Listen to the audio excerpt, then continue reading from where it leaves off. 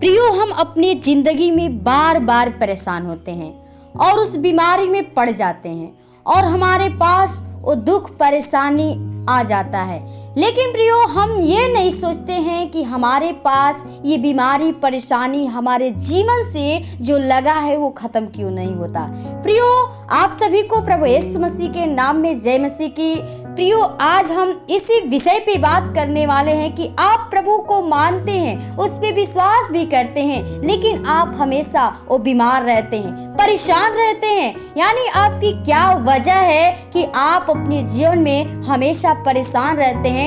प्रभु के चर्च में जाते हैं, प्रभु की आराधना तो करते हैं, लेकिन आप हमेशा वो परेशान रहते हैं। तो प्रियो, हम आज इसी टॉपिक पे बातें करेंगे। तो आइए हम इस वीडियो को शुरू करें और कुछ हम प्रभु के वचन से सीखेंगे, पढ़ेंगे। याकूब की पत्री उसका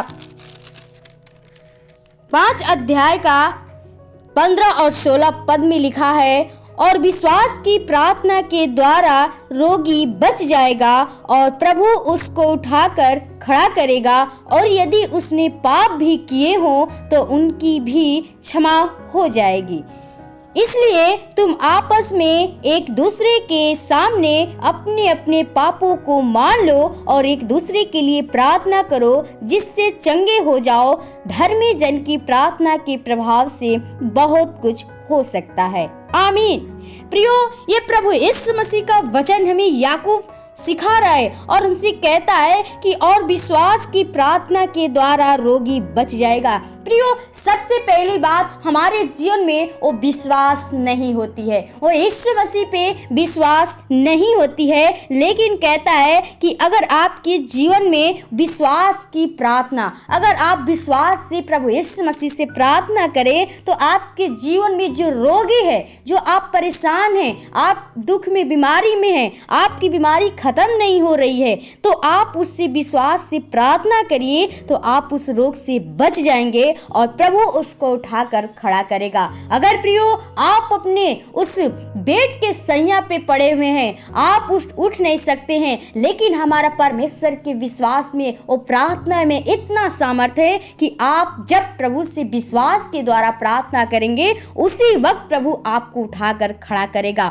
और कहता है कि और यदि उसने पाप भी किए हों तो उनकी भी क्षमा हो जाएगी। प्रियो, सबसे बड़ी बात प्रियो, हम अपने जीवन में जो पाप किए रहते हैं वो प्रभु के सामने पश्चाताप नहीं करते हैं। यही वजह है कि हमारे पास वो परेशानियां, वो बीमारियां वो रहती हैं। लेकिन जब हम जिस दिन अपने पापों को परमेश्वर के सामने अंगीकार कर लेंगे, उसी दिन से हमारा वो बीमारी परेशानी खत्म हो जाएगा। जो हमारा पाप रहता है, अगर हमारे पाप जब क्षमा नहीं होगा तो हमारे पास बीमारी रहेगी। इसलिए कहता है कि इसलिए तुम आपस में एक दूसरे के सामने अपने अपने पापों को मान लो। प्रियो, परमेश्वर कहता है कि अपने पापों को मान लो और एक दूसरे के लिए प्रार्थना करो। प्रियो, जब तक हम अपने पापों को नहीं मानेंगे, तब तक परमेश्वर हमारी प्रार्थना को नहीं सुनेगा। इसलिए आप प्रभु पे विश्वास करिए, अपने पापों को अंगीकार करिए, परमेश्वर की जो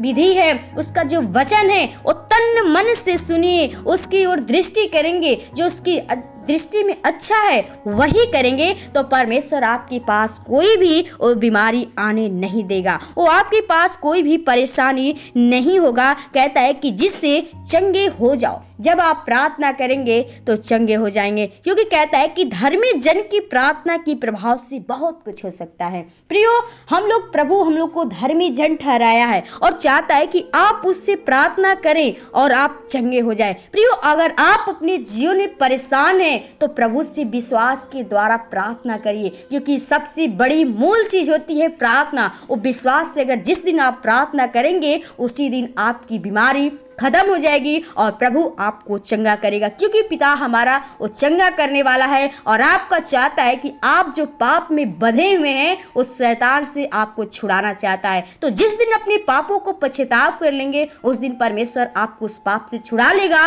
और आपके बीमारी वो खत्म हो जाएगी। प्रियो, हम प्रभु के वचन को चाहते हैं कि अपने जीवन में रखिए और प्रभु के इस वचन को अपने जीवन में लागू करेंगे, उसी दिन से आपके जीवन में सुख व आनंद आ जाएगा। तो प्रियो, प्रभु के वचन को हम यहीं पे विराम करेंगे और फिर मिलेंगे नेक्स्ट डे। तब तक के लिए आप सभी को जय मसीह की। प्रभु आपको आशीष करें। आमीन।